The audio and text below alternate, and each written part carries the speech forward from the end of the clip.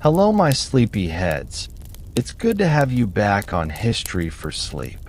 In the following minutes, you will experience a deep state of relaxation. This story helps you to easily sleep through the night, so you can get up energized in the morning. Not only will you fall asleep faster, you will also get rid of disturbing thoughts. Listen to these history stories for at least 10 days for the best results.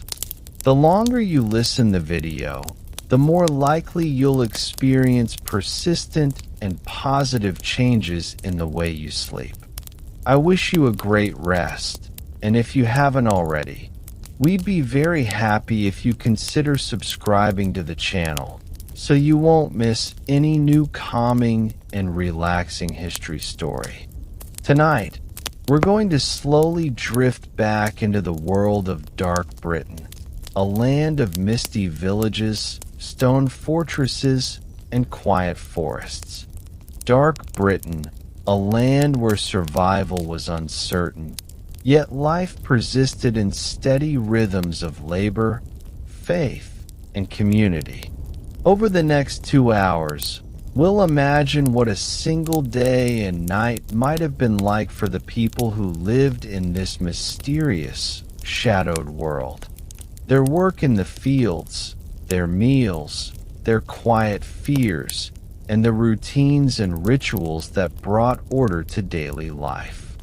But before you get comfortable and let your mind drift into this ancient world, I'd love it if you could take a gentle moment to like this video and subscribe. Only if these calm stories of the past bring you peace. Your support truly helps me grow and keep making these calm journey through time just for you. And in the comments, let me know where you're tuning in from and what time it is for you. It's always so wonderful to see our little community listening together from all corners of the world, quietly sharing these stories across space and time. So settle in, dim the light, maybe turn on the fan, take a slow breath, and let us step softly into a world both distant and strangely familiar, where every moment unfolds in calm, gentle patterns, inviting your mind to relax and drift peacefully into rest. Now let's begin. Close your eyes for a moment and imagine the world as it was nearly 1500 years ago. The power of Rome had faded, its soldiers long withdrawn, its roads overgrown with weeds, and its once bustling towns fallen quiet. Britain, once part of a mighty empire, found itself in a new age that many later called the Dark Ages. But for the people who lived through it, there was no sense of history being written, only the rhythms of daily survival.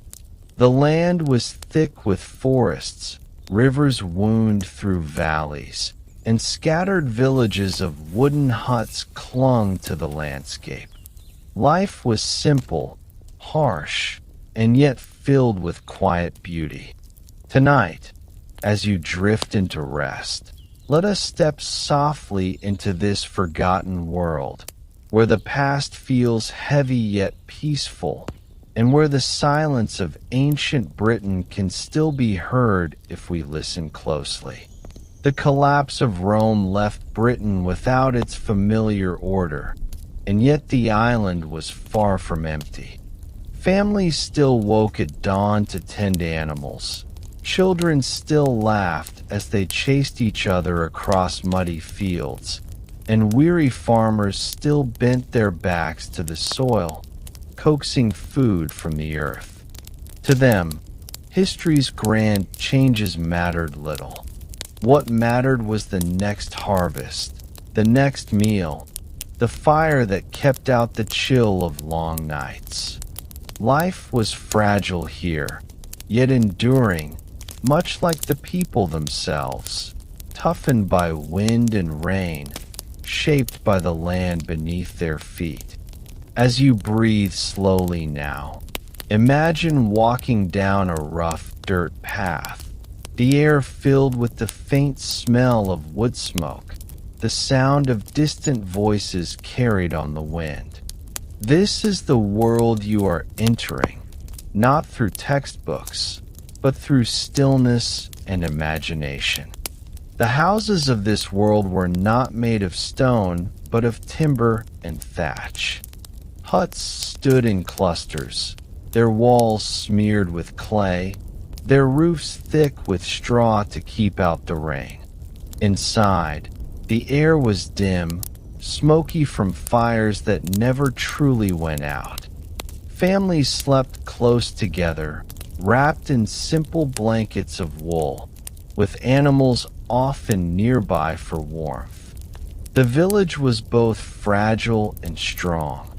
Fragile against raiders and storms, strong in the way its people leaned on each other to endure. If you picture it now, you might see children peering out from doorways, women carrying baskets of grain, and men sharpening tools beside their homes. It was a quiet life, and yet, in its simplicity, it carried a kind of calm we rarely know today. The land itself defined the people. Thick forests provided timber, wild game, and berries. Rivers were lifelines, not just for water, but for fish and reeds, for washing and carrying small boats. The soil, though sometimes rocky and unyielding, gave grain and vegetables to those who knew its secrets. And above all, the weather shaped their days. Misty mornings, drizzling afternoons, and long, cold winters pressed themselves into memory, guiding every choice, every ritual. As you imagine this land, think of the soft crunch of wet grass beneath your feet, the smell of damp earth, the weight of cloudy skies overhead. You are walking through Britain as it once was, quieter, rougher, and endlessly patient. Though we call it dark, there was light in their lives. The glow of a hearth fire was more precious than gold, the laughter of children more treasured than wealth. Songs were sung in the evenings, simple and haunting, echoing through smoky rooms. Stories of ancestors, spirits, and gods drifted across generations, connecting past to present. In this way, even when uncertainty lay all around them, people carried with them a quiet resilience. They did not think of themselves as lost in history, but simply as living another day, carrying forward traditions as old as the hills themselves. Tonight, as you rest, let these ancient voices become soft echoes in your mind, gentle reminders of endurance and peace. The roads the Romans built still stretched across the land, though many had crumbled. Moss crept across their stones, and weeds split their paths. Travelers still used them, but far fewer than in the days when legions marched.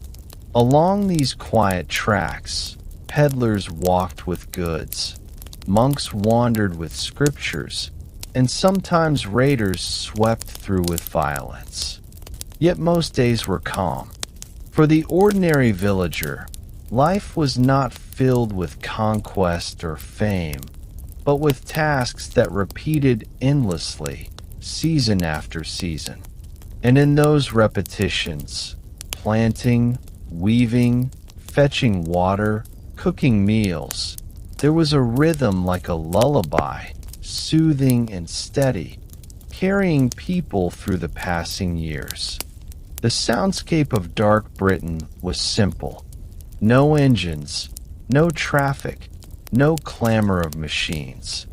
Instead, The hum of bees in fields, the crackle of firewood, the calls of birds overhead, and the murmur of rivers flowing endlessly to the sea. Human voices rose gently in the midst of this, farmers calling to oxen, mothers soothing children, elders chanting old prayers. Imagine those sounds now blending together, not noise, but a tapestry of calm existence, wrapping the land in its quiet song. As you breathe deeply, let those imagined sounds wash over you like a soft wave, guiding your mind into stillness. In the evenings, when work was done, the village slowed.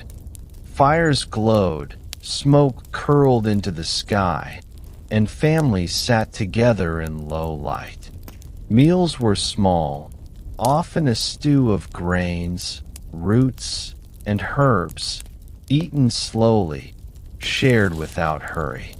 It was in these moments that life's meaning revealed itself, not in wealth or power, but in presence. To sit close to loved ones, to feel the warmth of fire on skin, to hear stories whispered across the dark, that was comfort enough. If you picture it now, you might feel yourself sitting in one of those homes, the flicker of flames casting shadows on walls, the air heavy with wood smoke, the outside world fading away. Beyond the village, the land was vast, sometimes frightening. Wolves still prowled in forests, and raiders sometimes struck without warning. Yet the people adapted, as humans always do. They built palisades, raised watch fires, and leaned into their communities for strength. It was not safety as we know it today, but it was enough. There was courage in waking each morning, hope in each harvest, and faith in the cycle of days and seasons. To the people of dark Britain, this was life, not glamorous, not easy, but deeply human.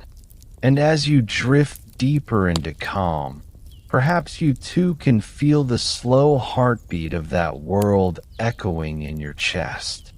Legends whispered through the land, half-remembered tales of Roman might, of Celtic gods, of heroes who once defended the island. To the villagers, these stories were more than entertainment. They were guides, explanations for storms, illnesses, and fate.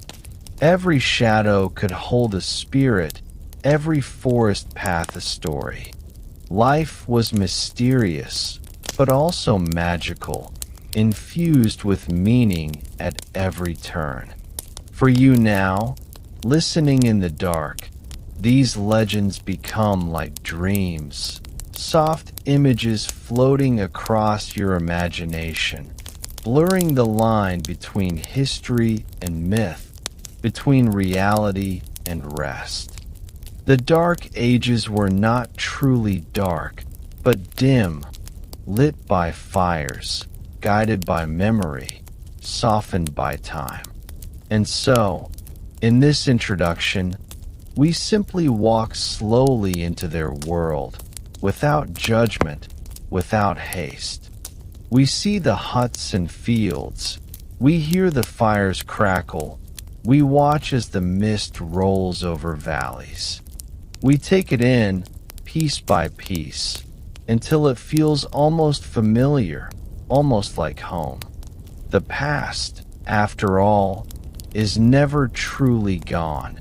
It lingers in the land, in the air, in the quiet moments when we allow ourselves to imagine. So as you sink deeper into rest, let dark Britain surround you. Let the hush of forests, the whisper of streams, and the glow of fires wrap you in calm. You are not racing through history, not memorizing dates or battles.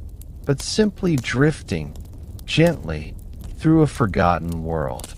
Tonight, the people of Dark Britain welcome you. They offer you their fire, their stories, their silence.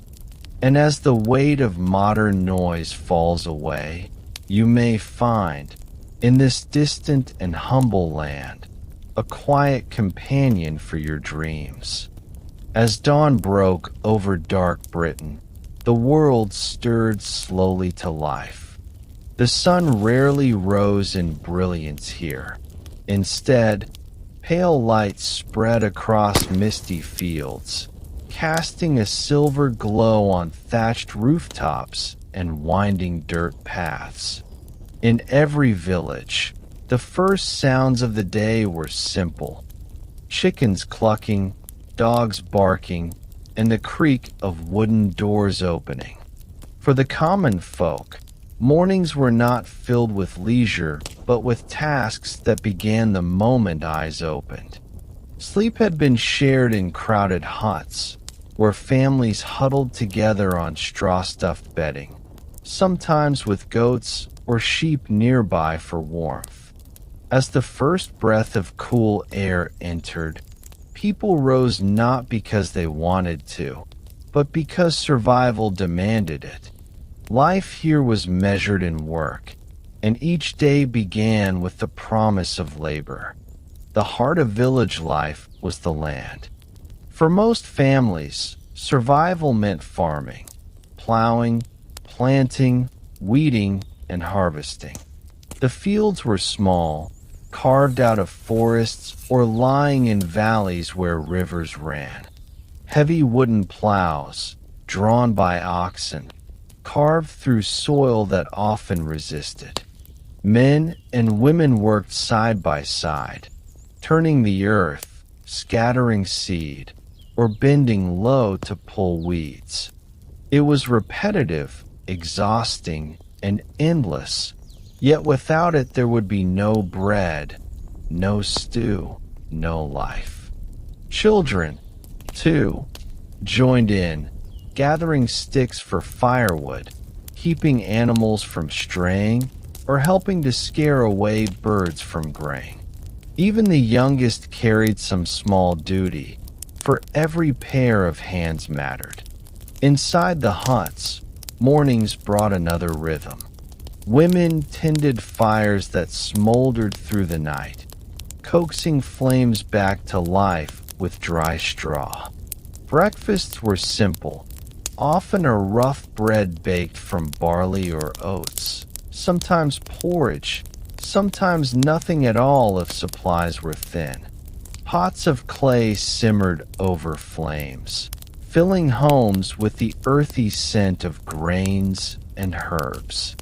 Wooden bowls and spoons were passed from hand to hand, shared without ceremony.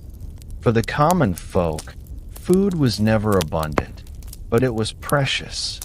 Each mouthful carried the weight of survival, a reminder that every harvest, every foraged root, every piece of dried meat meant another day endured. The huts themselves were small, but alive with activity. Smoke drifted through holes in the thatched roofs. Sunlight filtered dimly through cracks in walls. Floors were hard-packed earth, scattered with rushes or straw to soften the ground. Tools hung along the walls, wooden handles polished by use, blades chipped and worn, baskets woven from reeds. In the corner, perhaps, lay a cradle, a bundle of cloth where a baby stirred. Animals sometimes pressed close, goats nibbling straw, chickens scratching at the floor. In this tight space, life was lived not in isolation, but in constant togetherness.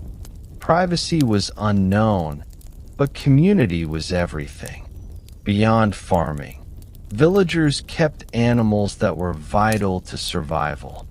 Sheep provided wool for clothing, goats gave milk, chickens laid eggs, and pigs were raised for meat.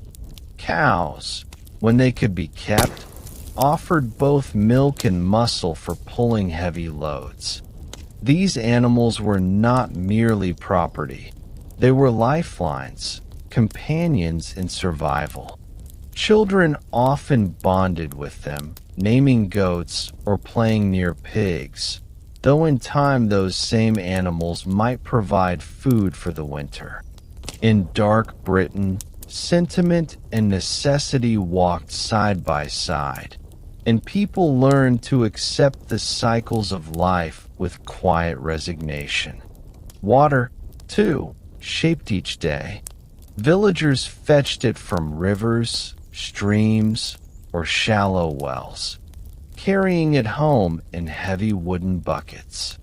Washing was rare and simple, often done in the river itself, where clothes and bodies alike were scrubbed. The chill of the water was bracing, but it was part of life, a rhythm repeated without thought. Along these banks, gossip was exchanged, songs were sung, and children splashed while adults worked.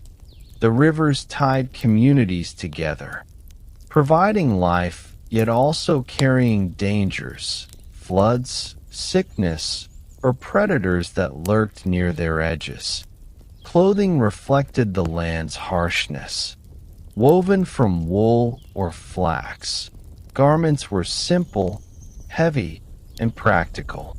Tunics for men, long dresses for women, cloaks for warmth, all dyed in muted shades of browns, greens, and grays from natural plants.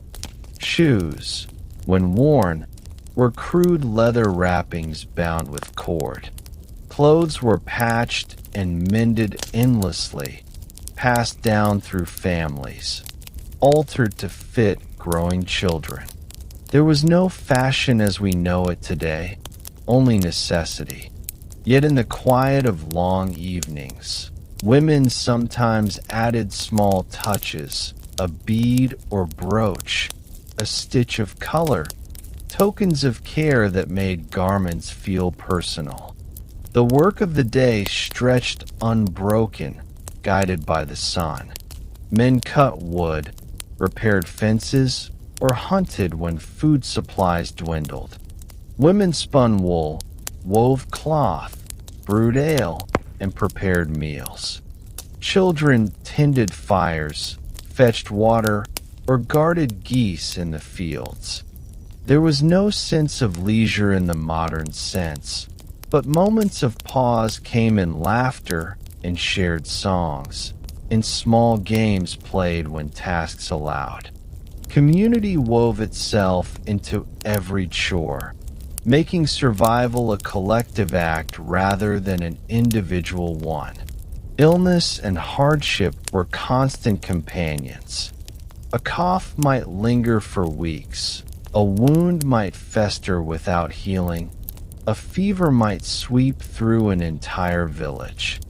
Without doctors, people turned to herbs, charms, and prayers.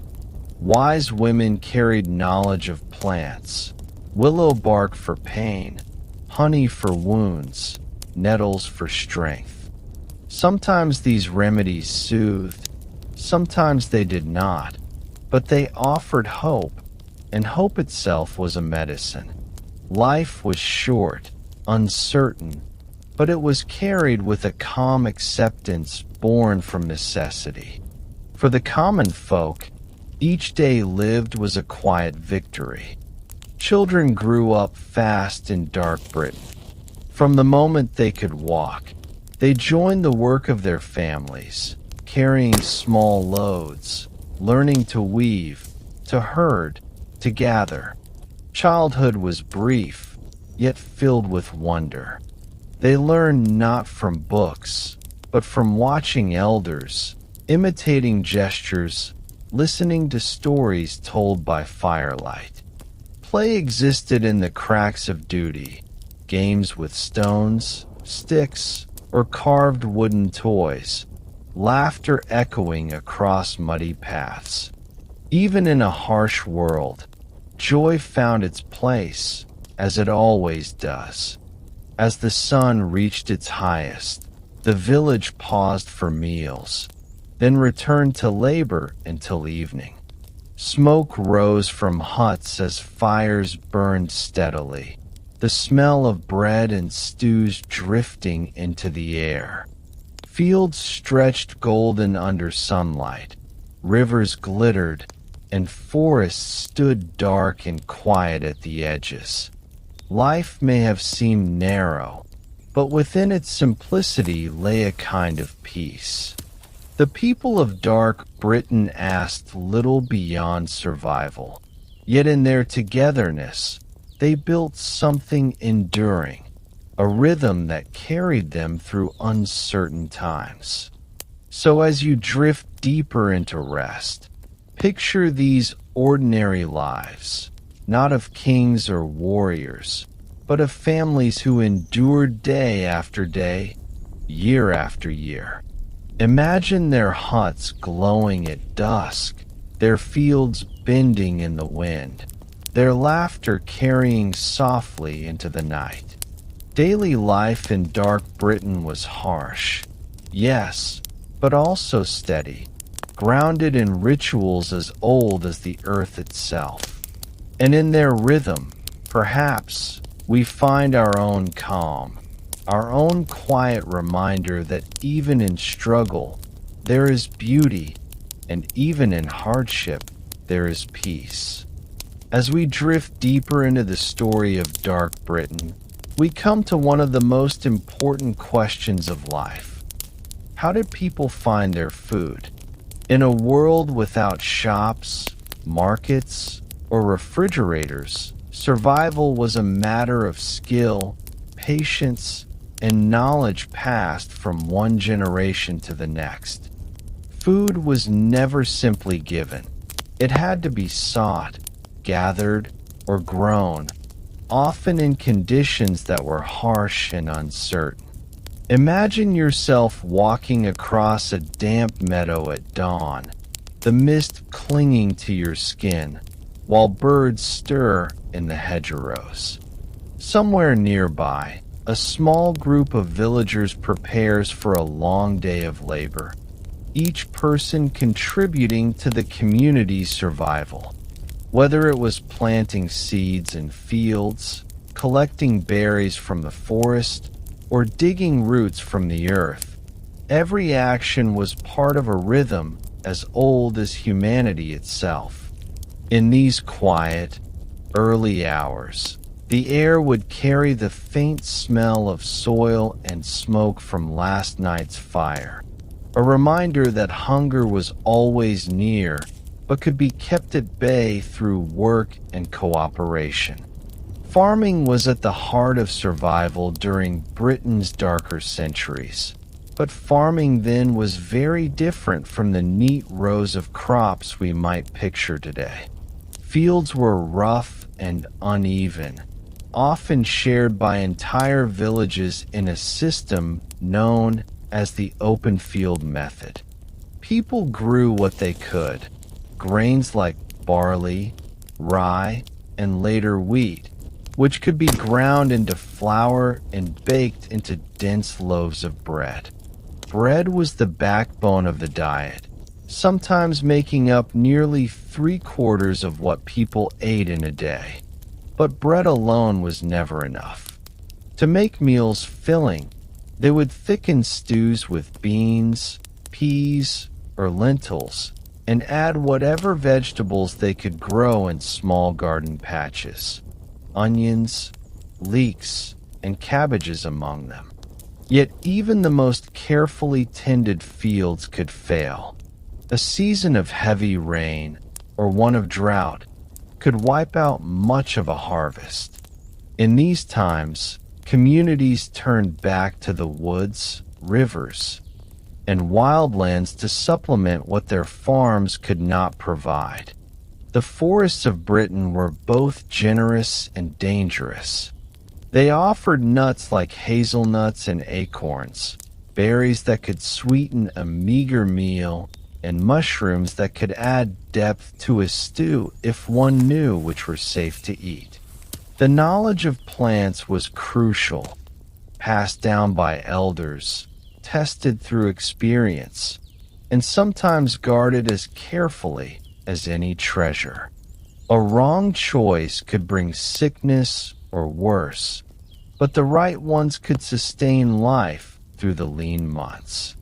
Foraging trips often became quiet rituals, carried out by groups who knew where to find wild garlic in the spring, sloes in the autumn, or chestnuts as the year turned colder. As they moved through the woods, the sound of their footsteps would be muffled by leaves, and the low hum of insects would be their constant companion. Foraging wasn't only about food. It was about connection to the land, about listening to what nature offered and taking it with care, for they knew the forest had to last through many winters. Meat, though highly valued, was a rare treat for most common people. Livestock such as pigs, sheep, and cows were often worth more alive than dead, for they provided milk, wool, or labor in the fields. When animals were slaughtered, it was usually on special occasions, festivals, or as part of community gatherings. Pork was particularly common, since pigs could forage in the forest for themselves, eating acorns and roots. Hunting larger game, like deer, was strictly controlled and often reserved for the nobility, but the occasional rabbit, bird, or fish could make its way into the diet of ordinary folk. Fishing was a lifeline for many communities near rivers or along the coast. Nets, traps, and simple hooks could bring in eels, trout, or herring, which were eaten fresh or salted to last longer. Imagine sitting by a smoky fire as a villager carefully salts fish, laying them out to dry, hoping they will provide enough sustenance for the weeks ahead when food will be scarce. Preservation of food was a constant concern in Dark Britain. Without modern storage, every harvest had to be stretched, every surplus carefully guarded against rot and spoilage. Salting, drying, and smoking were the main techniques. Salt itself was valuable, often transported from coastal areas far inland, making it as precious as gold in some regions. Meats were hung above smoky hearths, where the constant fire kept insects away and dried the flesh slowly over time. Grains were stored in clay jars or wooden bins, sealed as tightly as possible to protect them from dampness and pests. But even then, mice and insects could creep in, stealing what little people had. Imagine lying in a small wooden hut at night, hearing the faint scratch of a rat in the granary, knowing that every grain lost meant one less meal for the family. Hunger was not a distant possibility. It was a shadow that followed every season, pressing heavily on the lives of those who worked the land. Seasons shaped everything about food. In spring, when the ground softened and new shoots appeared, people planted seeds with hope that months later they would bear enough to survive.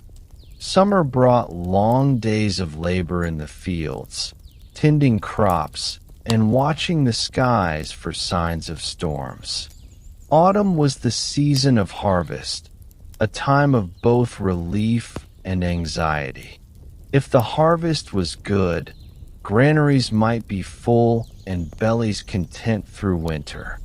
But if the harvest failed, famine loomed. Winter was hardest of all, when fields lay barren, gardens froze, and people relied on whatever they had stored. They rationed food carefully, stretching every loaf of bread, every dried fish, every salted piece of pork. In the deepest cold, meals might be no more than thin porridge flavored with scraps of herbs or roots. Still, families gathered close to the fire, sharing what little they had, holding on together until the earth awakened again. Drinks, too, were part of survival. Clean water was not always easy to find, as wells and rivers could be polluted by waste or runoff. Instead, people often drank weak ale, brewed at home from barley and flavored with herbs. This ale was low in alcohol, but safer than untreated water, and even children drank it. For the wealthier, mead made from honey or imported wine might be enjoyed on rare occasions. But for the common person, the drink was not about pleasure, it was necessity, a way to keep thirst at bay without risking sickness. Imagine a small clay jug passed from hand to hand at a family meal, its contents brewed with care in a smoky cottage kitchen, the liquid cloudy but nourishing enough to give strength for another day's labor. Hunger was a constant fear, and famine a harsh reality. When crops failed or livestock died, communities turned to desperate measures. People foraged for roots, bark, and wild herbs, grinding acorns into bitter flour or boiling nettles into soup. Stories tell of times when even grass was eaten in an attempt to fill empty stomachs. Villages might band together, sharing what they had, but survival often meant that the weakest went without. Children, the elderly, and the sick suffered most. The memory of these hard years lingered, etched into songs, prayers, and the whispered stories told by firelight. Yet even in these darkest times, people endured. They learned to listen to the land, to take only what it could give, and to wait for the seasons to turn once more in their favor. The tools of food gathering were simple, yet they reveal the ingenuity of people who made do with what they had. Wooden plows, often pulled by oxen, scratched shallow furrows into the earth. Sickles, carved from iron or even sharpened stone in earlier times, cut through fields of grain. Baskets woven from reeds or willow carried berries, nuts, or roots from the woods. Fishing lines were made from twisted fibers, hooks fashioned from bone or bronze, nets strung carefully by hand. Nothing was wasted. Every shard of material was shaped into something useful. Imagine the hands of a weary farmer, calloused and cracked, tightening the wooden handle of a tool that had been passed down through generations, its smooth surface polished by the labor of countless days. The kitchen, if we can call it that, was little more than the hearth, a fire at the center of the home. Around it, meals were prepared, cooked, and eaten. Iron cauldrons hung over the flames, filled with bubbling stews of grain, vegetables, and perhaps a scrap of meat if fortune allowed. Flat stones served as makeshift griddles where bread could be baked, their surfaces blackened from constant use. Smoke filled the room, seeping into walls and clothing, leaving the air thick but warm. Meals were eaten with wooden spoons or hands, shared from common bowls. There was no luxury, No seasoning beyond what herbs could be gathered, but there was a sense of togetherness. Families and neighbors eating side by side, finding comfort in company even when food was plain. For children, food was both necessity and learning. From a young age, they were taught which plants to pick, how to fish, and how to care for animals. They followed their parents into the fields or woods, small hands mimicking larger ones, absorbing the knowledge that would keep them alive. Food was not simply nourishment, it was education, a way of binding the next generation to the earth. Imagine a child crouching beside their mother, carefully plucking berries into a basket, their laughter mingling with birdsong, unaware of the burden of survival but already carrying its lessons. Through these quiet, simple moments, the traditions of food, farming, and foraging lived on, carried forward into uncertain futures. The role of women in food gathering and preparation was immense. While men might plow fields or herd livestock, women tended gardens, collected herbs, and prepared meals. They knew which roots healed sickness, which leaves added flavor, and how to stretch food when supplies were thin. Their knowledge was practical, passed mouth to ear, and often decisive in whether a family thrived or starved. Around the fire, women stirred pots and taught children, creating not only meals but a sense of continuity. They were the quiet keepers of survival, ensuring that knowledge of plants, cooking, and preservation was never lost. Without their work, the fragile balance of life in dark Britain would have crumbled swiftly. Festivals and feasts punctuated the rhythm of scarcity, offering moments of abundance and joy. After a harvest, if crops had been kind, villagers might gather for a communal meal. Bread, cheese, and roasted meats could be shared in laughter, songs, and dances. These moments were rare, but they offered a sense of relief, a break from constant worry. Imagine a village square lit by torches, the smell of roasting pork in the air, children running between tables as elders raise cups of ale. For a few hours, the fear of hunger faded, replaced by the warmth of community and celebration. These feasts were more than indulgence. They were renewal, giving people strength to face the long winter that inevitably followed. Religion also shaped how people approached food. Many meals began with prayers, giving thanks to God for the harvest or pleading for mercy during times of famine. Certain days demanded fasting, while others encouraged feasting, marking the calendar with sacred rhythms tied to the church.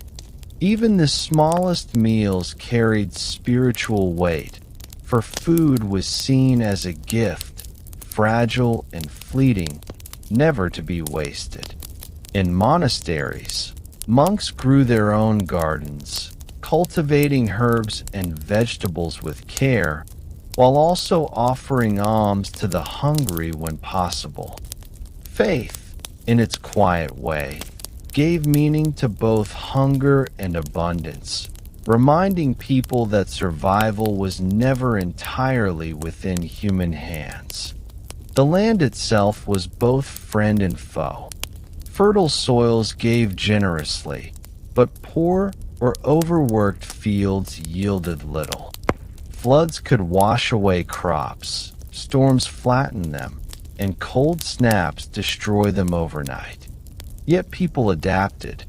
They rotated fields, left some fallow to recover, and learned to coax life from stubborn ground. Their connection to the land was intimate, forged through struggle and respect. To eat was to know the soil, the rain, and the sun, and to hope that they would align in favor rather than against. Every loaf of bread, every bowl of porridge, carried within it the story of the earth and its unpredictable moods. As we picture these lives, we see not just survival but resilience. Food in dark Britain was never guaranteed, yet people endured year after year, crafting ways to gather, grow, and preserve enough to sustain themselves. Their meals were plain, their tools simple, their methods fragile, but together they formed a system strong enough to last through centuries. In the end, food was more than sustenance. It was the thread that bound families, villages, and generations together. Every seed planted, every berry picked, every loaf baked was an act of defiance against hunger, a quiet victory over the hardships of life. And as we drift into sleep, we can let this rhythm soothe us. The steady, patient labor of people long gone, who found nourishment in the land, in each other, and in the fragile balance between scarcity and abundance. Life in dark Britain was not measured in hours or minutes, but in labor. Every day was a chain of tasks, strung together from dawn until nightfall, and each task was tied to survival. To live meant to work, and to work meant to endure. Imagine the faint gray of morning as the first sign of light touches a village.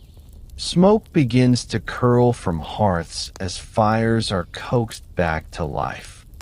Farmers step into the damp fields, tools in hand, their breath clouding in the cold. Shepherds call their animals from pens, leading them to pastures. Women stir pots, mend clothing, and gather water. Children are set to small chores, carrying wood, feeding hens, or watching younger siblings. There was no division between work and life, because survival itself demanded labor.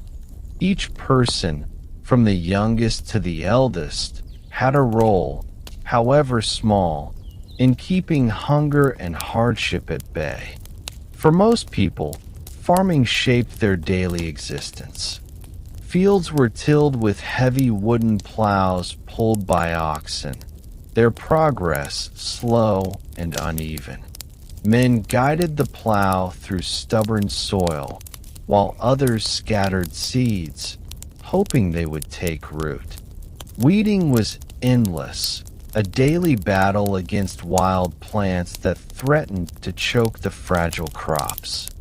Harvest, though rewarding, was backbreaking. Wheat and barley had to be cut by hand with sickles, bundled into sheaves, and carried away. The work was exhausting, repetitive, and dirty, but without it, there was no bread, and without bread, there was no life. Farming was not just an occupation, it was the beating heart of survival. Each callus on a hand, each ache in a back, was proof of the fragile balance that kept a family alive. But farming was not the only work.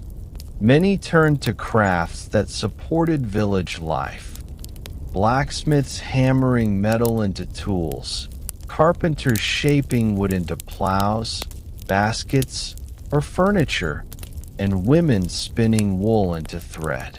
These crafts were often carried out in small, dim workshops, lit by flickering firelight and filled with the smell of smoke and sweat. Work was slow and manual, each piece shaped by hand. Imagine the sound of a blacksmith's hammer striking glowing iron, the sparks rising like fleeting stars in the gloom. Such tasks were not luxuries, they were necessities. Without tools, farming was impossible. Without clothing, warmth was lost to the bitter cold. Each trade was woven into the fabric of survival, a quiet but vital part of daily life. The struggle to endure extended beyond food and tools. It was about shelter too. Homes in dark Britain were small, built of wood, clay, and thatch. Roofs leaked when rains were heavy, walls cracked under harsh winds, and pests crept in at every gap. Maintaining a home was itself a kind of endless labor. Thatch had to be replaced, mud walls patched, and fires carefully tended to keep warmth inside. In winter, smoke often filled the air, blackening beams and lungs alike. Yet it was a small price to pay for survival. Families huddled close together, sharing not only warmth, but also the constant responsibility of tending to their fragile shelter. A home was never finished. It was always in need of care, a mirror of the ongoing struggle against nature itself. Work was never confined to the daylight hours alone. As dusk fell, chores often continued. Animals had to be brought in from the fields, tools cleaned and stored, and fires banked for the night. The rhythm of life was constant, unbroken by leisure in the way we might understand it today. Rest came only when exhaustion forced it. Even then, sleep was often light, broken by the sound of wind against the thatch, the creak of timber, or the restless stirrings of livestock close by. In this world, survival meant vigilance as much as labor. A moment's carelessness, a lost tool, an untended fire, an animal left exposed, could unravel the fragile fabric of life.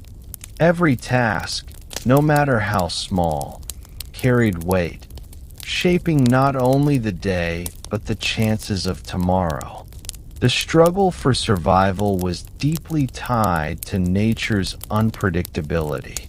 A sudden storm could flatten crops. A dry summer could wither them. Harsh winters brought frozen rivers and empty stores. In such times, daily work turned into desperate improvisation. People scavenged for food, patched clothing again and again, and prayed for the weather to turn in their favor. The constant uncertainty forged resilience, but also left scars. Stories of lean years passed down through families like warnings, shaping habits and rituals. Farmers sowed extra grain, not in hope of abundance, but as a shield against disaster. Families stored dried herbs or salted fish, always preparing for the worst. The struggle was not against laziness or idleness, but against a world that could shift from generous to cruel in the span of a single season. Children, too, bore their share of the burden.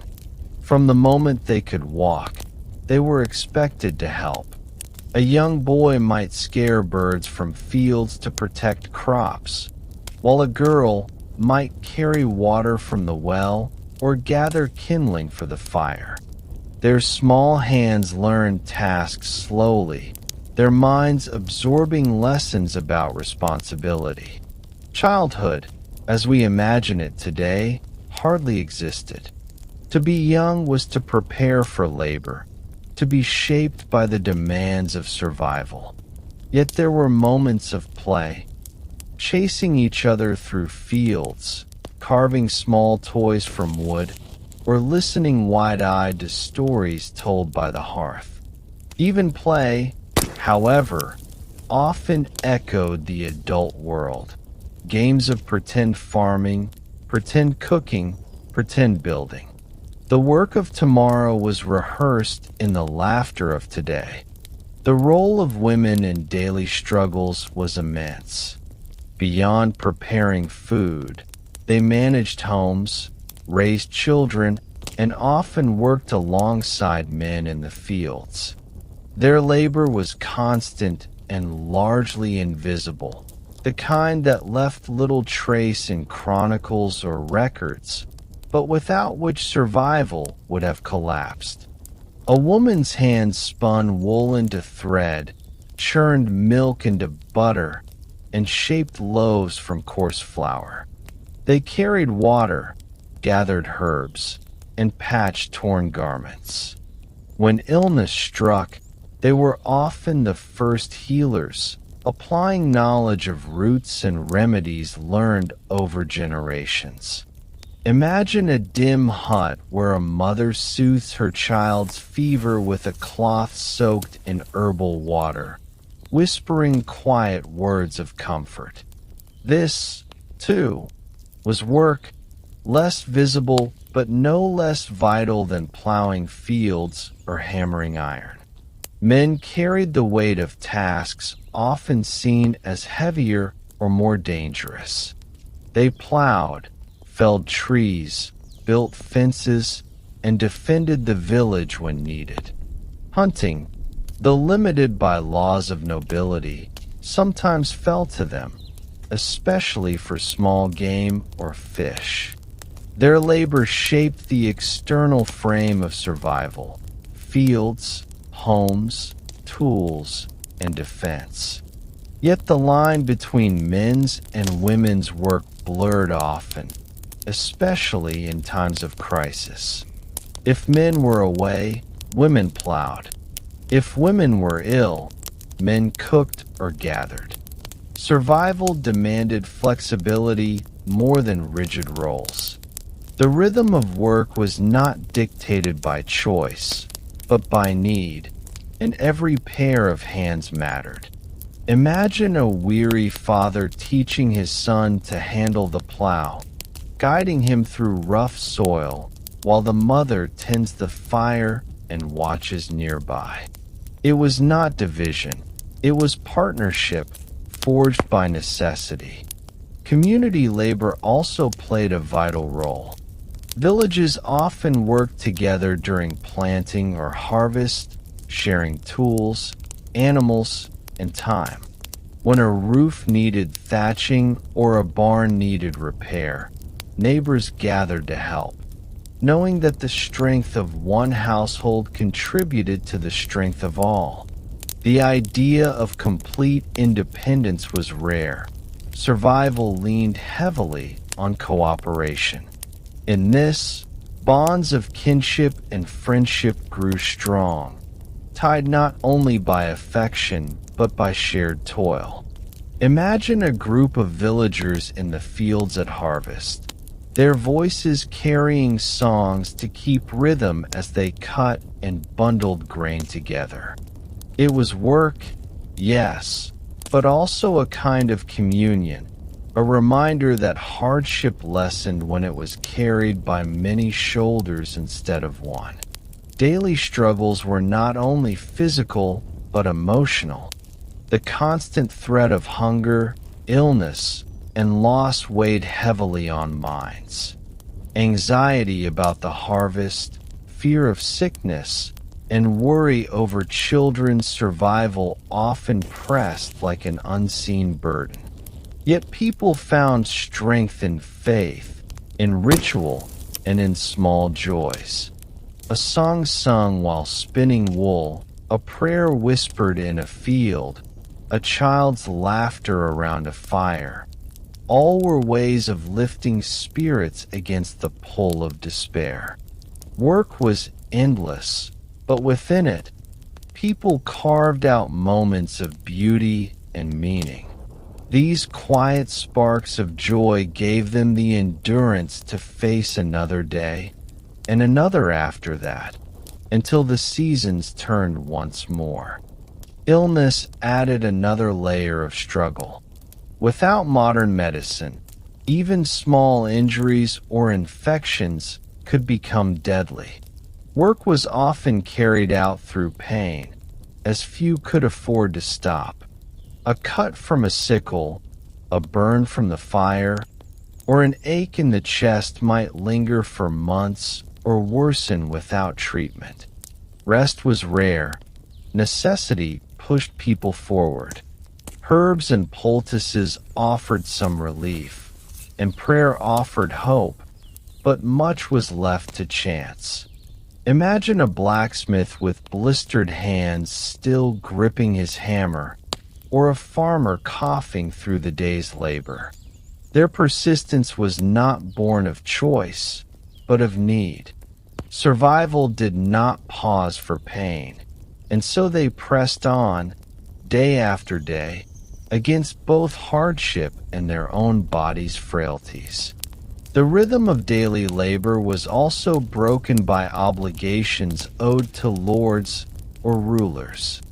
Many villagers were bound to provide a portion of their harvest or days of unpaid labor to those who owned the land. This burden, heavy as it was, added to the struggle of survival. A poor harvest might leave little for a family, yet the Lord's due could not be ignored. The weight of authority pressed down as firmly as the soil itself. Imagine a farmer kneeling to hand over sacks of grain, his family waiting anxiously at home to see what scraps remained. It was a quiet, relentless tax on both body and spirit, another reminder that survival was shaped not only by nature, but by power. Despite these hardships, there were moments of rest, though they were few. The Sabbath brought a pause in labor, when fields lay quiet and villagers gathered at church. Feast days also offered respite, though often tied to religious or seasonal calendars. During these times, work slowed, and people found space to breathe, to talk, and to remember life beyond survival. Imagine a quiet Sunday morning, the fields misty and still, as bells call villagers to gather in their best, if worn, clothing. They sit together, their hands rough from labor, their bodies weary.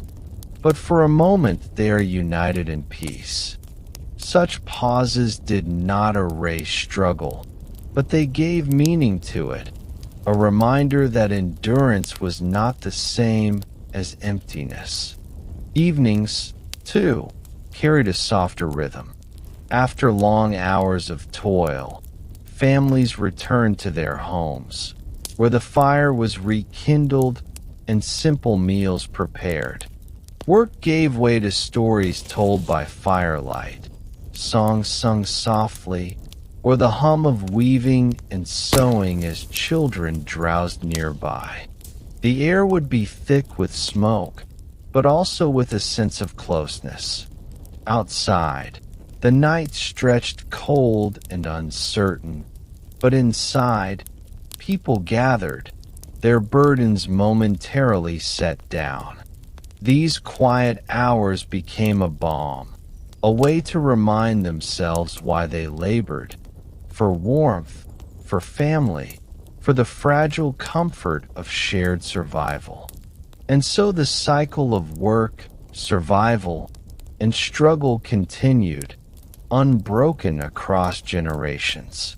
Each dawn brought new toil, each dusk new rest, and within that rhythm life found meaning. It was not an easy life, far from it, but it was a life shaped by resilience, by endurance, and by an unshakable connection to the land. Work was never finished, struggles never ended, but through them, people carved out existence, building not only homes and fields but communities and memories. As we drift deeper into sleep, we can let the steady rhythm of their labor wash over us, a reminder of the strength carried quietly by those who lived before, and the simple beauty found even in the hardest of days. Close your eyes and picture a village in Britain during the long centuries after Rome had faded away. The land feels quiet, yet unsettled, as if the world itself holds its breath. Here, faith was not only a matter of temples or prayers, it was a thread woven into the very rhythm of daily life. People woke each day with thoughts of survival, but just as often they woke with thoughts of unseen powers, spirits in the woods, saints watching from the heavens, or darker forces that might linger at the edge of night. In these times, fear and faith were companions, inseparable and constant. The boundary between what was sacred and what was ordinary blurred, for even something as simple as the rising sun was a sign of divine mercy.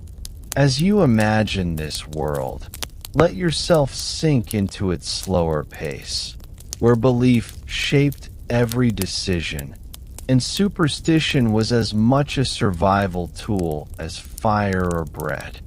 Religion in Dark Age Britain was not uniform, nor was it simple. Some clung to the old pagan practices of their ancestors, whispering to stones and rivers, leaving small offerings where they believed spirits dwelled. Others embraced the new faith of Christianity, brought by missionaries and kings eager to unite their people under the cross. Between the two stood a foggy mixture, a blending of the old with the new, of saints' relics alongside charms made from bones or carved wood. A villager might pray in a small wooden church in the morning, then carry a protective amulet against the evil eye in the evening. Faith was rarely questioned. It was simply accepted, a lens through which every illness, storm, or harvest was explained. If the harvest failed, perhaps God was angry. If a child fell sick, perhaps a witch or demon had drawn near. Belief filled the gaps left by uncertainty, and in a world of constant uncertainty, belief was everywhere. Imagine standing in a smoky hall while the village priest reads from a worn manuscript, his voice rising and falling in the dim candlelight. Few could understand the Latin words, but the sound itself felt holy, wrapping the listeners in something greater than themselves. Outside, the night was thick and black, and the cries of owls echoed from the forest. To those huddled inside, the priest's voice was a shield against that darkness. And yet, once the service ended, those same villagers might step into the night with unease, clutching charms or muttering old prayers from before the church ever arrived. They lived in two overlapping worlds, one shaped by the church and its teachings, and another ruled by older mysteries. This overlap was not confusing to them. It was simply how life was. The sacred and the fearful coexisted like twin shadows, always present, always shaping how people saw the world. Daily life itself was threaded with rituals and protective measures. Villagers carried charms made from herbs, bones, or carved wood, each one meant to keep misfortune at bay. Doors were marked with crosses or symbols to ward off evil, and fires were never left unattended, believed to hold back unseen spirits that roamed the night. Even meals had rituals. A small prayer before bread or ale was more than habit. It was an acknowledgement that survival was never entirely in human hands. Children learned from a young age that the world was alive in ways not visible to the eye. They were cautioned against straying too far into the woods, not only because of wolves or wild beasts, but because spirits, good or ill, might dwell in the trees. Fear was constant, yes, but it was tempered by faith, by daily routines and practices that created a fragile sense of control in a world otherwise unpredictable. Monasteries were beacons in this uncertain landscape. Hidden among forests or on misty hills, they were centers of learning, prayer, and refuge. Monks spent long hours copying manuscripts by candlelight, their quills scratching across parchment in rhythmic devotion. The chanting of psalms echoed softly through stone halls, calming both those inside and the villagers who lived nearby.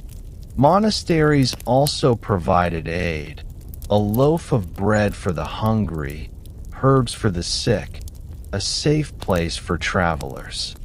Faith and fear intertwined here as well, for while monasteries offered protection and knowledge, the very power they represented reminded people of divine judgment.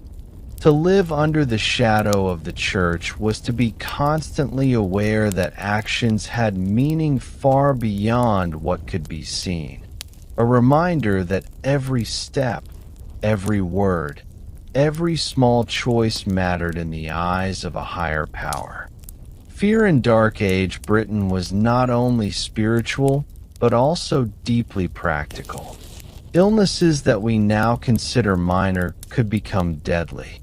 A sudden fever or cough could strike children or elders, leaving families desperate for answers.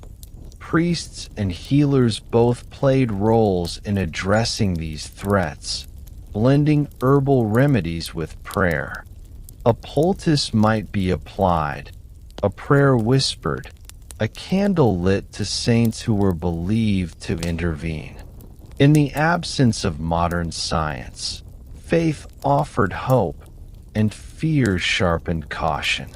Villagers washed herbs with care, prepared foods with ritual, and avoided places said to be haunted. Each act, small and repetitive, was a blend of devotion and survival instinct. Even the humblest cottage became a space where the sacred and the mundane overlapped, a place where faith quietly guided every decision and fear silently shaped every habit.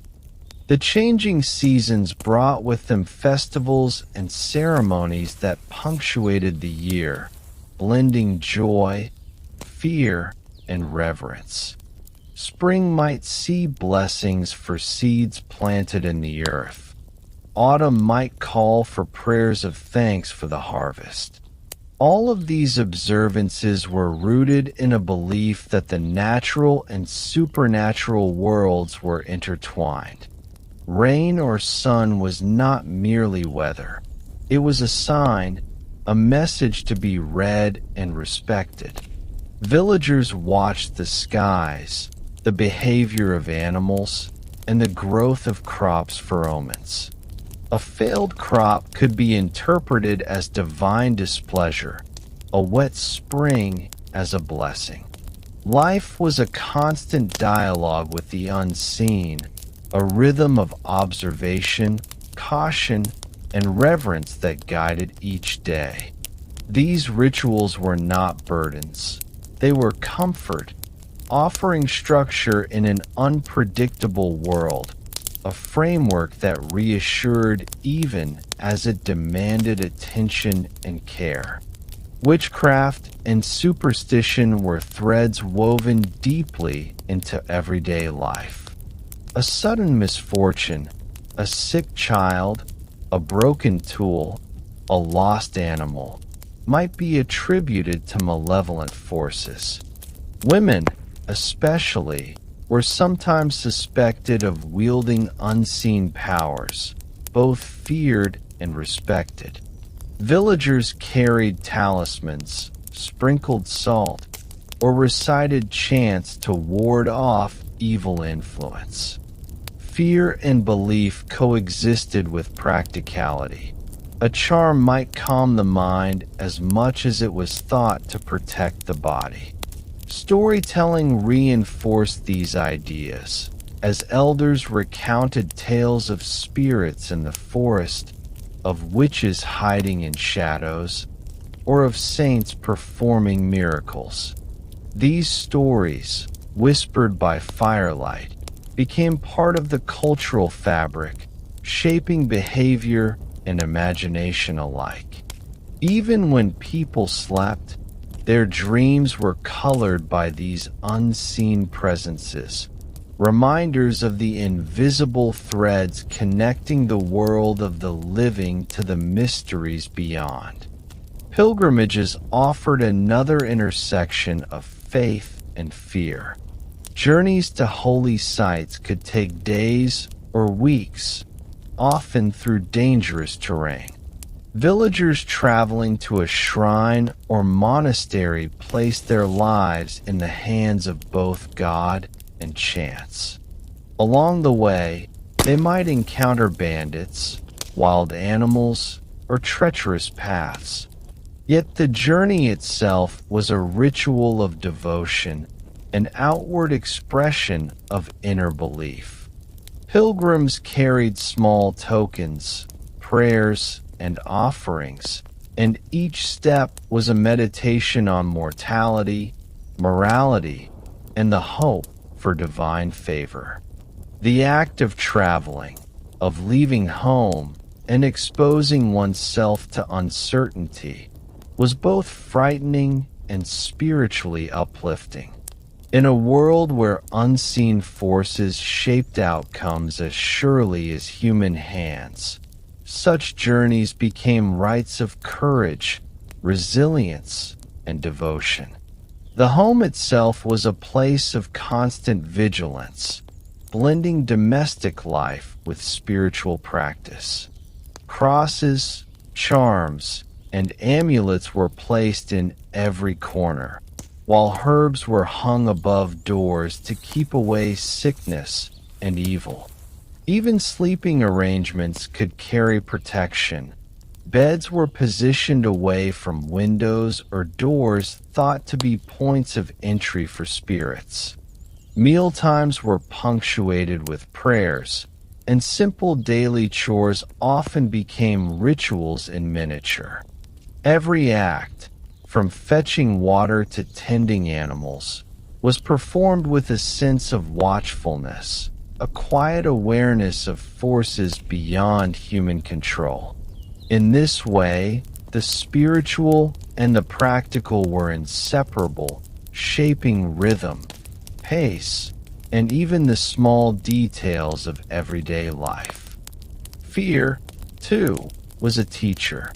Superstition instilled caution in ways that sometimes saved lives. Avoiding certain woods after dusk, respecting the patterns of the seasons, and following prescribed rituals could prevent accidents or misfortune. Even what we might call irrational beliefs had practical effects. They encouraged vigilance, preparedness, and care. Villagers internalized these lessons slowly through repetition and observation. In a world without modern safety nets, fear became an instrument of survival, guiding behavior and shaping culture. It was not merely anxiety. It was awareness, a subtle teacher helping people navigate both the seen and unseen dangers that surrounded them. Pilgrims and villagers alike found solace in repetition. Daily prayers, regular offerings, and recurring festivals established a rhythm to life that contrasted with its uncertainty.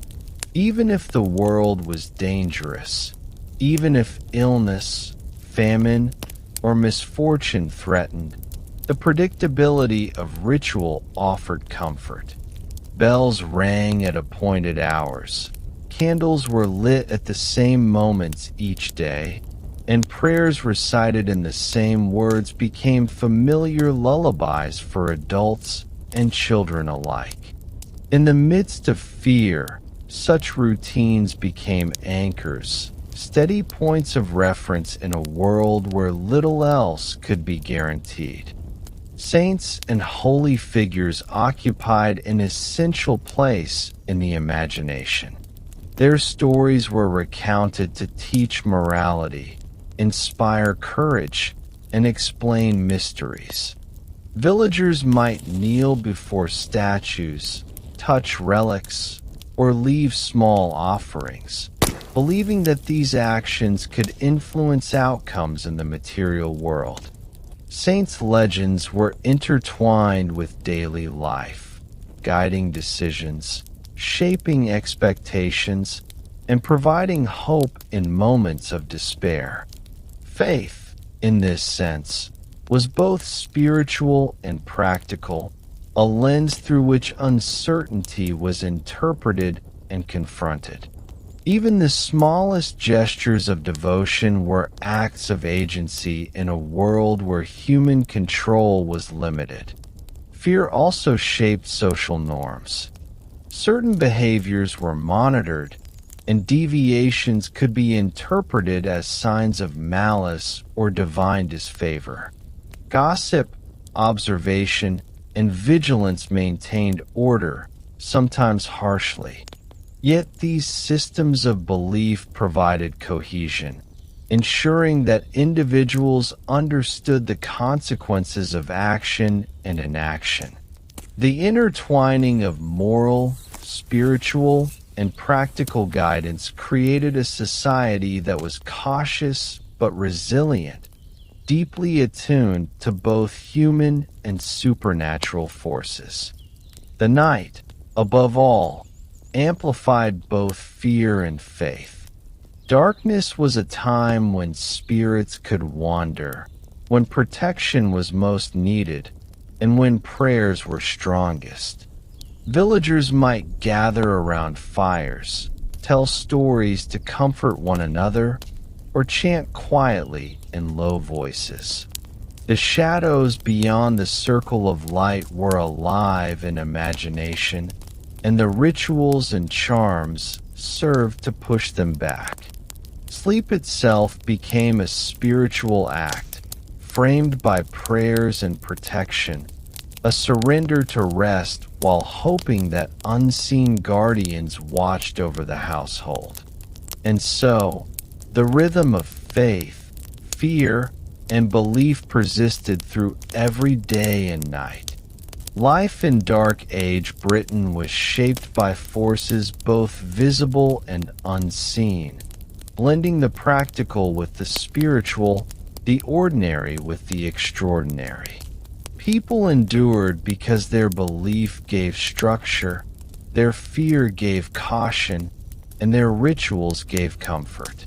As we drift alongside them, through misty mornings, smoky hearths, and quiet nights, we can allow the gentle cadence of their lives, balanced between devotion and vigilance, to lull us into calm.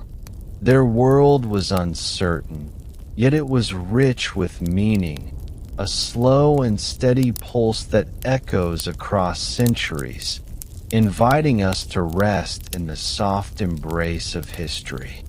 Imagine a misty morning rolling over a distant hill, where the stones of a newly built castle rise slowly into view. Its walls are rough but steadfast, a mark of ambition and authority, yet also a haven against a world that is often harsh and unpredictable. In dark Britain, lords and warriors shaped the landscape as much as rivers and forests did. Every stone laid, every timber hoisted, was part of a vision to create safety, control, and power. Villagers in nearby hamlets would wake to the sight of these structures, a reminder of protection but also of obligation. Life under a lord's watchful eye meant labor, loyalty, and sometimes fear, but it also offered a rhythm and structure to daily existence. As we drift into this world, we notice how these early fortresses became centers not just of defense, but of community, trade, and governance, shaping both land and life with their silent, enduring presence. Castles were not merely fortresses, they were symbols. Rising from hillsides or tucked into valleys, their thick walls and narrow windows conveyed strength and permanence. Inside, courtyards buzzed with activity.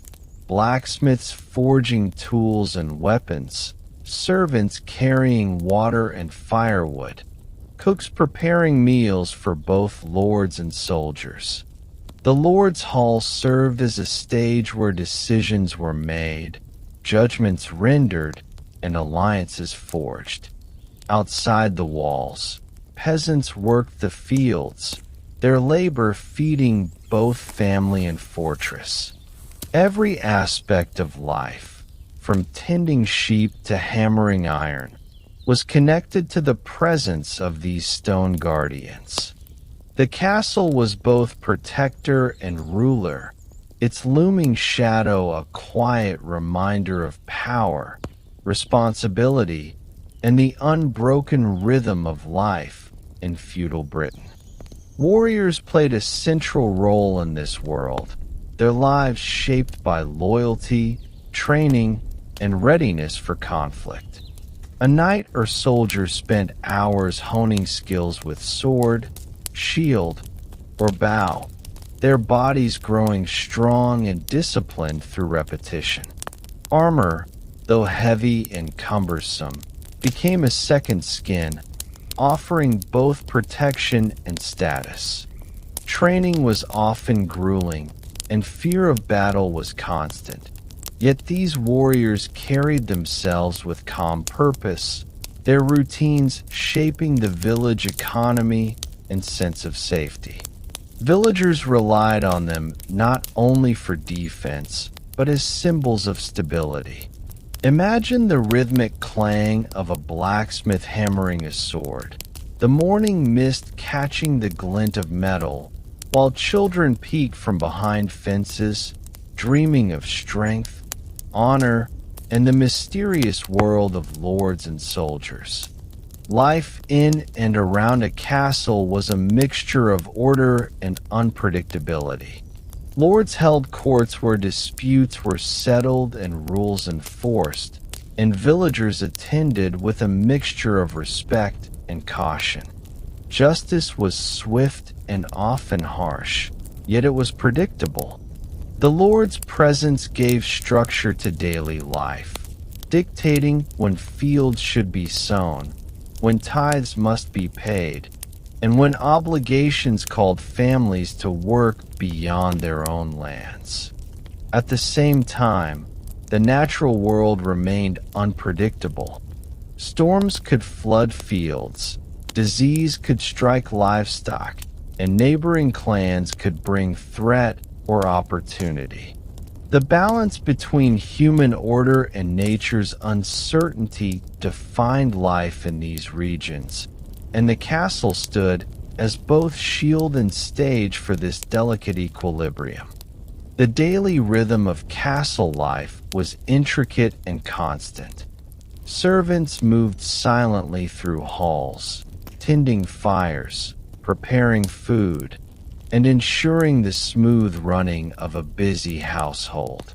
Kitchens were filled with the scent of roasting meat, baking bread, and simmering stews, each meal carefully prepared to sustain both soldiers and noble families. Blacksmiths and armorers worked near the forge, their sparks flickering like fireflies, shaping tools, weapons, and protective gear that would be tested in both training and battle. Outside, messengers carried news, orders, or small packages, linking distant villages with the heart of the fortress. Every person had a role, a responsibility, a place in this ecosystem, and even the quietest moments of work were threaded with purpose. In this way, the castle became more than stone walls. It became a living organism, pulsing with effort, vigilance, and the slow, steady heartbeat of survival. Warriors lived in a world of preparation and anticipation. Their routines were exacting: training at dawn, maintenance of weapons and armor, and constant readiness for skirmishes or raids. Yet even in this life of discipline, there were moments of calm. The crackle of a fire in the barracks, the rhythm of a bowstring drawn, or the quiet hum of a sword against leather offered a meditative quality to their days.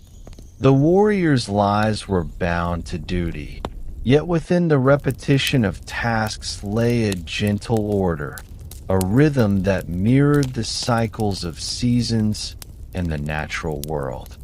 Children of the village would watch from afar, learning silently, absorbing the lessons of resilience, focus, and quiet courage that these men embodied. Even in the midst of preparation for conflict, the ordinary world of work and survival continued, intertwined seamlessly with the extraordinary presence of warriors. Castles were also centers of culture and ceremony. Feasts were held in the Great Hall, where the rhythm of daily labor slowed, and lords and villagers alike participated in shared rituals. The sound of music, the flicker of torches, and the scent of prepared dishes combined to create a sense of community and continuity. Evenings might include storytelling, recounting heroic deeds, or reciting legends that connected present life to an imagined past. Children sat wide-eyed as tales unfolded. Adults listened with quiet reflection, and for a few hours, the harshness of daily struggle softened under the warm glow of firelight. The castle, often seen as a place of stone and steel, revealed itself in these moments to be also a home of rhythm, memory, and gentle order.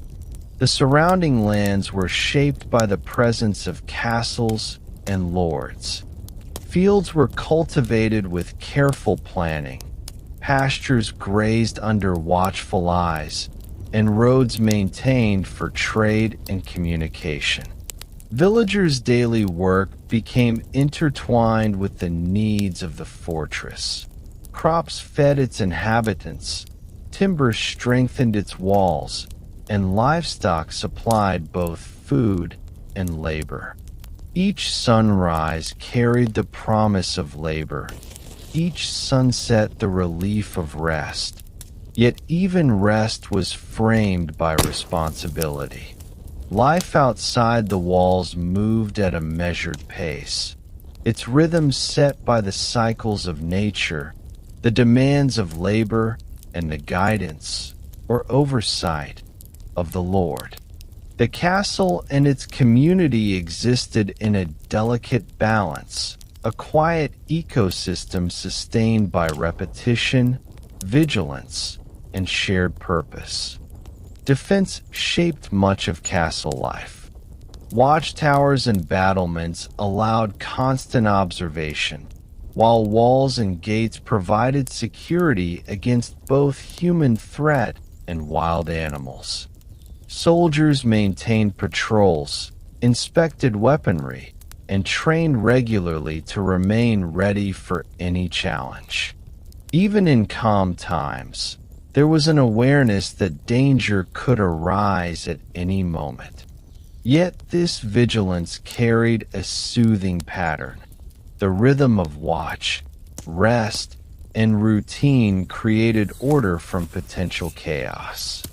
Villagers, observing from nearby cottages or fields, internalized this rhythm, gaining reassurance from the steady presence of warriors and fortifications.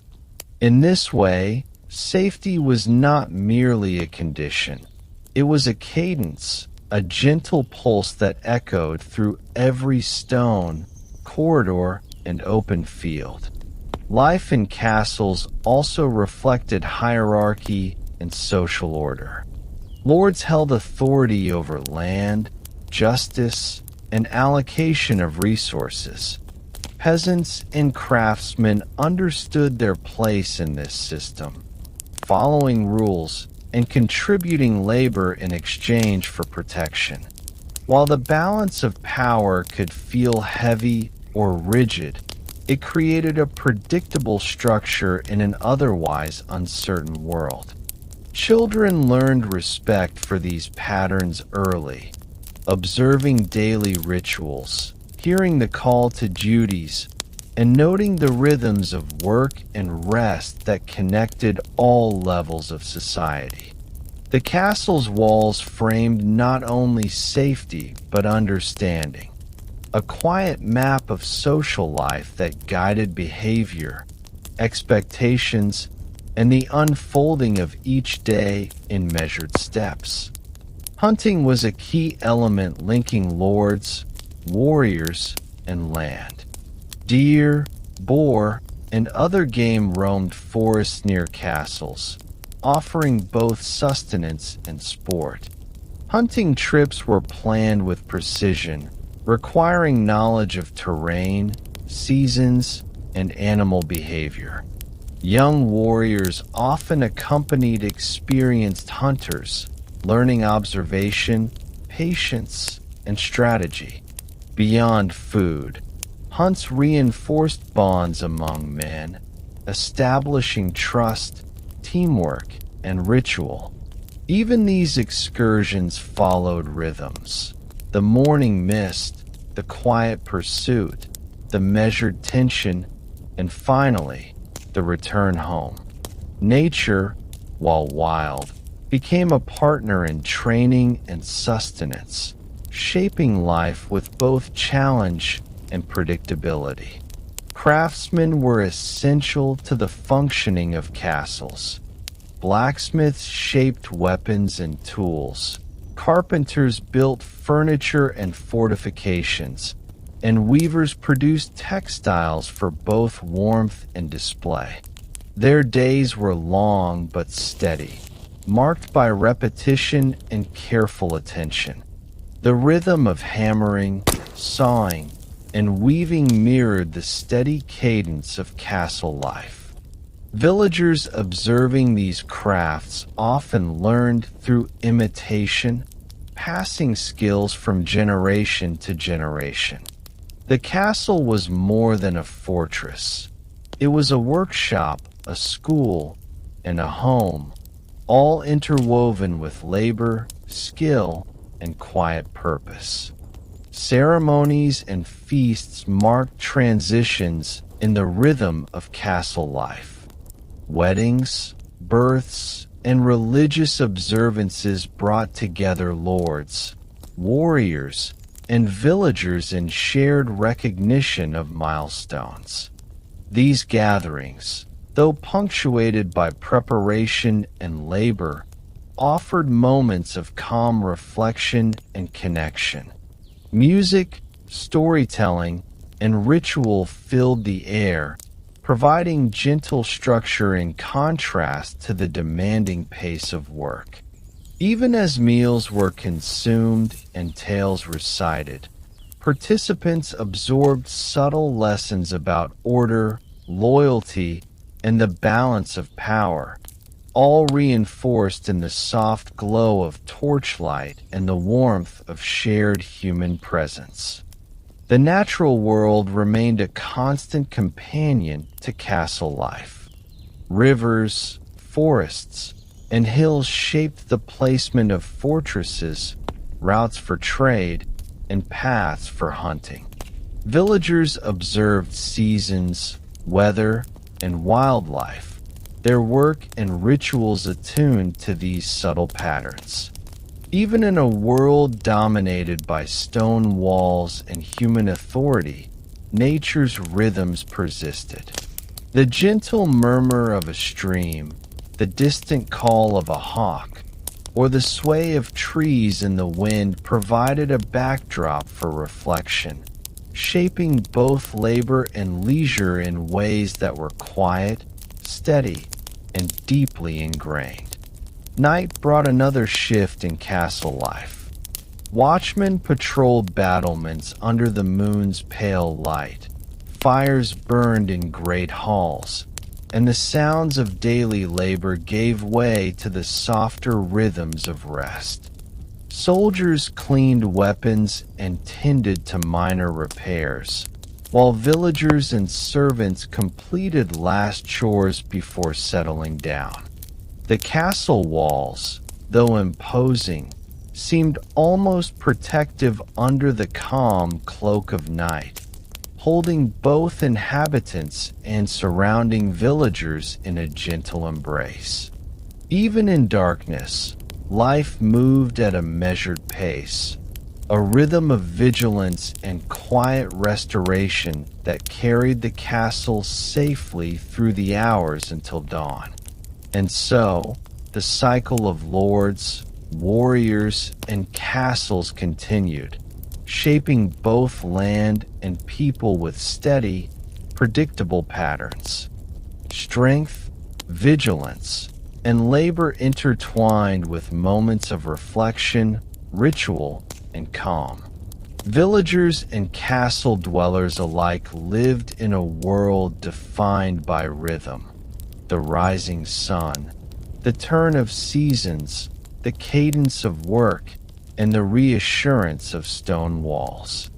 As we drift with this world, the echoes of footsteps on cobblestones, the flicker of torches, and the gentle clatter of hammers can lull us into quiet meditation, a soft journey through history where endurance, order, and calm coexist, inviting sleep to come gently upon us. As the sun dips below the horizon, the world of dark Britain softens into shadows. Villages settle quietly, smoke curling from thatched roofs, and the distant murmur of streams blends with the evening breeze. Night is a time of both rest and reflection, a pause in the labor of the day, yet filled with subtle rhythms that continue in silence. Villagers finish their chores, tend to animals, and whisper short prayers, acknowledging the unseen forces that govern both fortune and misfortune. In these hours, the ordinary becomes extraordinary.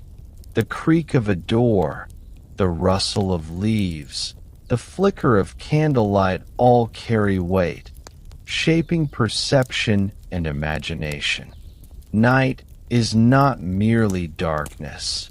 It is a gentle cloak under which the daily struggles of survival dissolve slowly into quiet contemplation. Fires flicker in homes and great halls, casting shadows across walls and faces. The warmth of the hearth is a comforting presence, a steady pulse in a world otherwise unpredictable.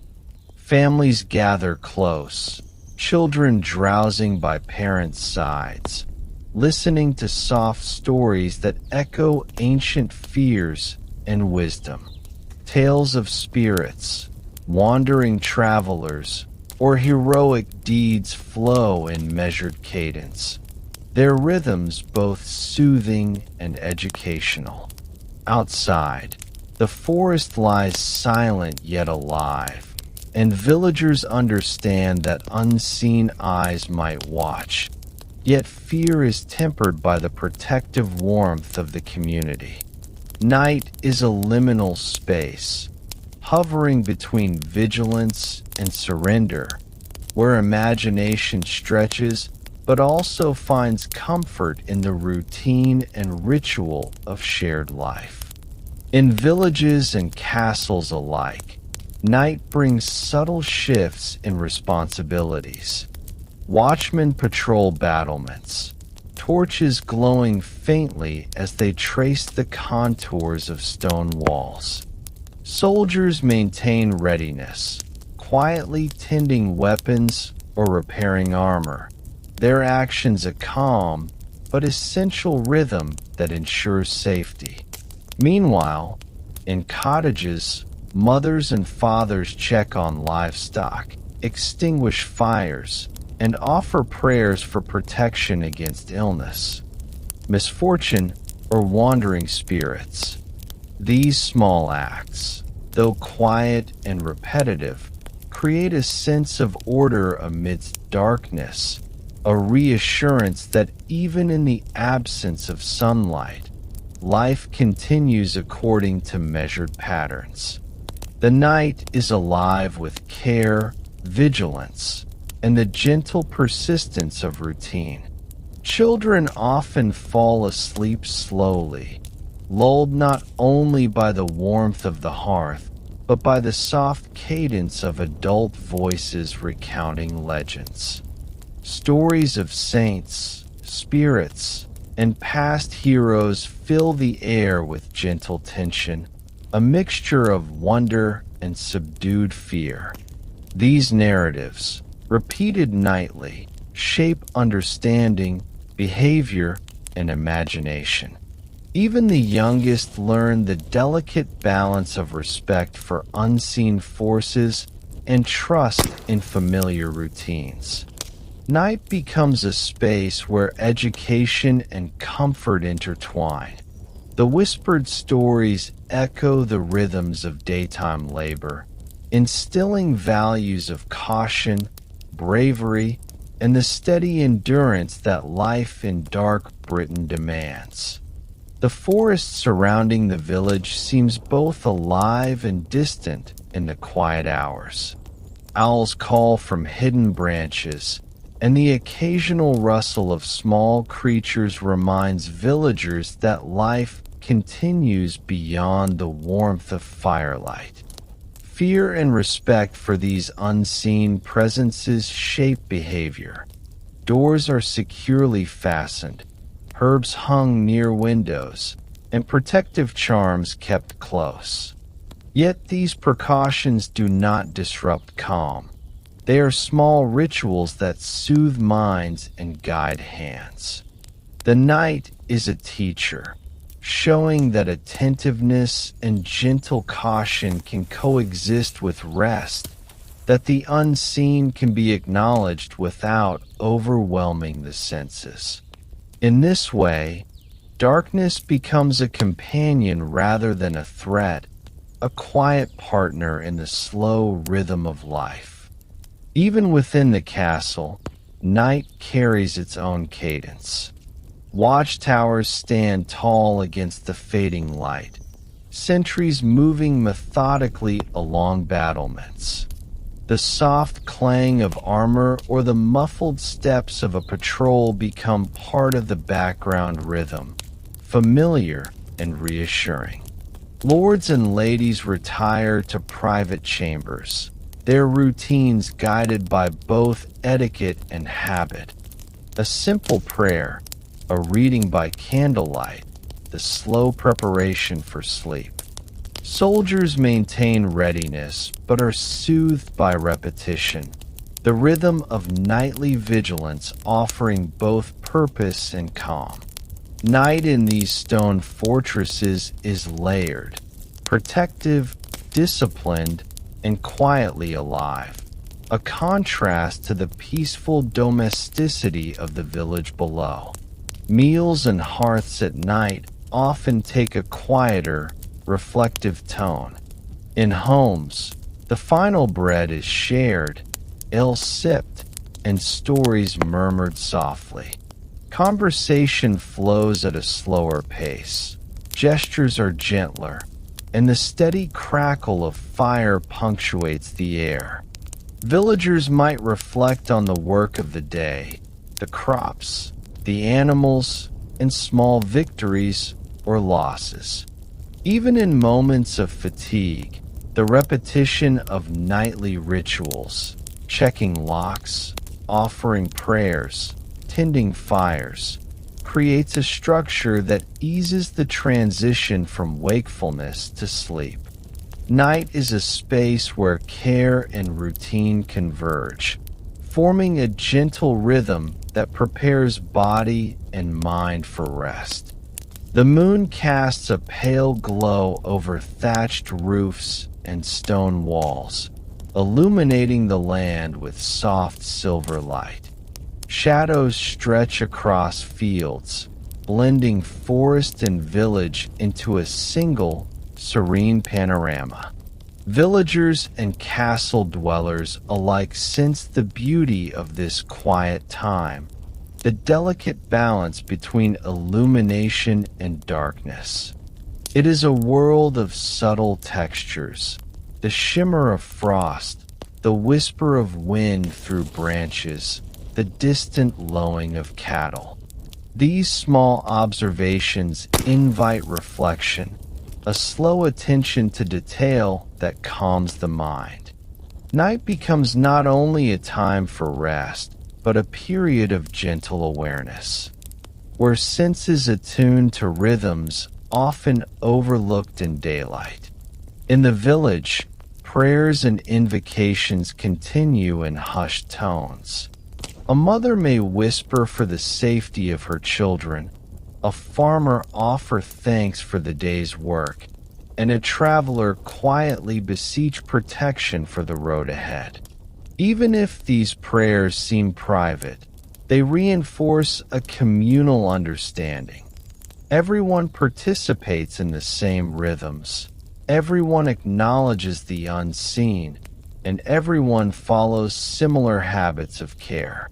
Faith, vigilance, and reflection converge in these nightly practices, providing reassurance and a sense of continuity. The night is not empty. It is a quiet space where life flows in gentle currents, connecting each soul to the broader rhythm of dark Britain. Children sleep beneath heavy blankets, sometimes dreaming of the stories whispered by firelight. Their dreams echo adventures, fears, and lessons, blending imagination with the subtle teachings of daily life. In these quiet hours, they internalize caution, courage, and respect for both seen and unseen worlds. Parents, aware of this, often pause beside their beds to offer final words, a small ritual that marks transition from wakefulness to sleep. The rhythm of night thus nurtures the young, shaping both rest and understanding, weaving the fabric of experience that will guide them in the days to come. Animals, too, participate in the night's rhythm. Chickens roost quietly, cows and sheep lie close to barns, and the occasional horse shifts in its stall. Villagers listen to these subtle movements, reassured by their predictable patterns. Even as darkness surrounds, the sounds of life, soft breathing, gentle steps, distant water, provide comfort. These rhythms, unnoticed in the busyness of day, become pronounced in quiet night, grounding the mind and preparing it for the slow descent into sleep. Night is alive in ways gentle enough to soothe, yet structured enough to sustain a sense of security. Occasionally, the wind stirs, carrying whispers from the forest across hills and through village streets. This movement, while sometimes eerie, is part of the nocturnal landscape, another rhythm to acknowledge and respect. Doors creak slightly, trees sway, and the occasional distant howl reminds villagers of the world beyond their immediate circle. Yet within their homes, behind doors, and within hearthlit walls, there is safety and warmth. The contrast between wildness and protection deepens appreciation for domestic space, for routine, and for small rituals that safeguard body and spirit. Night is a space of balance between fear and calm, unknown and familiar, darkness and hearth.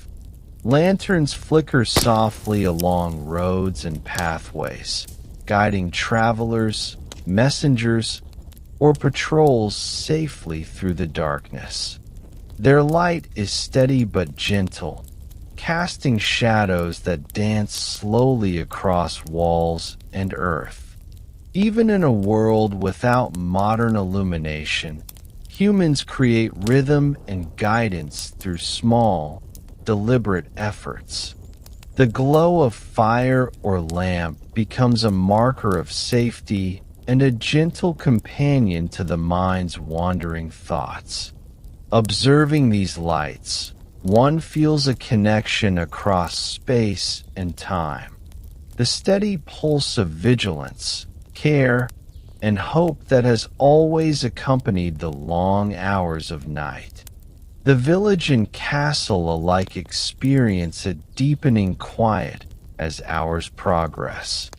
Conversations cease, fires dim, and the world outside settles into softer tones. Yet within each home and hall, the routines of vigilance, prayer, and reflection continue subtly. The night is a teacher of patience and attentiveness, of the quiet measures that support both life and peace of mind. Even as humans drift into sleep, the rhythm of night persists. The slow movements of animals, the whisper of wind, the distant flow of water. These gentle sounds and steady patterns offer reassurance, guiding consciousness toward calm and deep rest. Midnight is a special threshold, a pause between cycles. In the stillness, one senses the world both near and far, the slow breathing of people and animals, the shifting of trees, the movement of clouds across the moon. For villagers and castle dwellers alike, this hour carries reflection, memories of the day, quiet prayers, and awareness of the unseen. The repetition of nightly rituals, the soft murmurs of conversation or prayer, and the subtle cadence of life all converge in this liminal space. Here, fear and comfort, vigilance and rest coexist gently, preparing every soul for the final descent into sleep. And so, night in dark Britain unfolds like a slow, quiet story. The land, the people, and the unseen forces all participate in a measured rhythm that continues regardless of individual awareness. Fires burn low, watchmen patrol silently, families whisper prayers, and the forest rests yet breathes softly. Through these hours, The delicate balance between vigilance, care, and calm forms a gentle pattern, guiding both mind and body toward rest. As we drift alongside this world, letting the quiet of night settle into our own senses, the pulse of dark Britain lulls us softly, a timeless cadence of safety, reflection, and serene surrender. As the night deepens over dark Britain, we pause to reflect on the rhythms we have witnessed. From misty mornings to bustling villages, from stone castles to flickering hearths, life unfolds in steady, gentle patterns. The ordinary and the extraordinary coexist. Labor and ritual, vigilance and rest, fear and comfort. Each action, whether tending animals, lighting a fire, or whispering a prayer, is part of a larger cadence that shapes the world. As we breathe in this quiet rhythm, let it settle over our own minds like the soft blanket of dusk. Notice how the day, filled with movement and effort, now dissolves into the gentle, measured pace of night. Every small sound, every flicker of light, every rhythm of human activity contributes to a calm awareness, a feeling that the world, though vast and sometimes unpredictable, carries a quiet order we can rest within. Imagine the village and castle finally settling completely. Fires burn low, doors are fastened, and the forest whispers softly beyond walls. Villagers sleep, lulled by warmth, repetition, and the gentle assurance of routine. Warriors rest, armor set aside, muscles eased, minds turning inward. Children dream, carrying the stories, lessons, and images of the day into their imagination. Even nature itself participates in the quiet. The wind moves slowly through trees, rivers hum softly over stones, and nocturnal creatures stir and settle in measured time. This is the lullaby of the land, a gentle pulse that has existed for centuries, a rhythm that reminds us of continuity, of care, of the slow unfolding of life. Let yourself breathe with it, feeling the tempo of dark Britain merge with the rhythm of your own body, inviting calm and repose. In this final reflection, consider the lessons of life in dark Britain, the intertwining of work and rest, the coexistence of fear and faith, the harmony between vigilance and surrender. Each day, each night, each simple act, preparing food, tending livestock, sharing a story by firelight, contributes to a larger pattern that is both protective and reassuring. Even uncertainty has its rhythm, its gentle pulse, reminding humans that careful attention, community, and ritual can provide solace. In the same way, our minds and bodies benefit from gentle routines, from awareness of patterns, and from soft, deliberate breaths. As we acknowledge the cycles of history, we can also attune to the cycles within ourselves, letting the gentle order of the past guide us toward rest. Close your eyes and imagine the last rays of light fading from hills and valleys, the world of dark Britain now resting in shadows.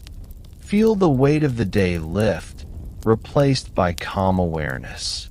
Your breath deepens, slow and measured, in harmony with the quiet pulse of life around you. The firelight dims, the watchman's steps soften, and every small sound, the rustle of leaves, the distant flow of a stream, the faint stirring of animals, becomes part of a serene lullaby. There is no need to act, no need to rush. Tonight, you are simply a witness to the gentle flow of existence, moving naturally from wakefulness to sleep. As the stories of villagers, lords, warriors, and children dissolve into silence, let their calm rhythm carry into your own mind. Let the gentle cadence of daily chores, prayers, and quiet reflection envelop your consciousness, easing tension and softening thought. Each heartbeat, each inhalation, each exhalation is a step toward deep rest. You are cradled in the timeless flow of history, a participant in the quiet continuity of life, where patterns repeat and cycles soothe. Let your body sink further into comfort, supported, steady, and relaxed. Now, as the world sleeps around you, let your imagination drift gently through the soft shadows of cottages, the warm glow of castle halls, and the quiet rhythm of villages under starlit skies. Let each detail fade slowly, leaving only the sensation of calm, the sense of safety, and the gentle pulse of life continuing in quiet assurance. Here, in this soft liminal space, the boundary between past and present blurs, and you are free to drift fully into sleep. Let your thoughts float away, carried by the gentle currents of history and the soothing cadence of night. And finally, surrender completely to the slow rhythm of rest. Feel the weight of your body sink deeper, your breath slowing further, your mind softening into calm. The world of dark Britain rests. You, too, are invited to rest. Let the lessons of the day, the night, and the cycles of history guide you into gentle, uninterrupted sleep. Each sound, each heartbeat, each breath is part of the lullaby that carries you now, steadily, peacefully, into dreams. Sleep deeply, calmly, and with the knowledge that the quiet pulse of life endures, unbroken and serene, wrapping you in timeless calm.